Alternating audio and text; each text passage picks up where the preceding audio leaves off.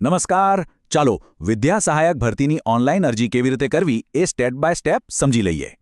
આખી પ્રોસેસને ધ્યાનથી જોઈએ, જેથી અરજી કરવામાં કોઈ ભૂલ ન થાય અને બધું સરળતાથી પતી જાય. સૌથી પહેલાં અને સૌથી અગત્યની વાત, ડેડલાઇન્સ. આ તારીખો ચૂકાય નહીં.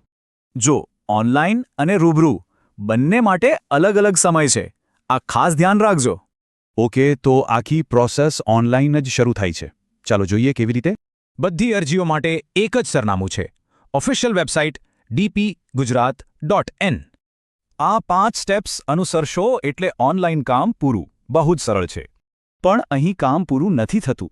ઓનલાઈન ફોર્મ ભરવું તો ફક્ત અડધી પ્રોસેસ છે.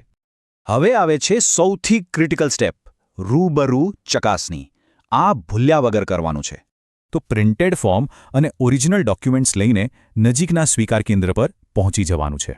ચકાસણી પતે એટલે એક પહોંચ મળશે, જેના પર સહી સિક્કા હોય. આ લેવાનું ભૂલતા નહીં. કેમ કે આ એ જ પહોંચ છે જે સિલેક્શન વખતે કામ લાગશે. એટલે ખૂબ સાચવીને રાખજો.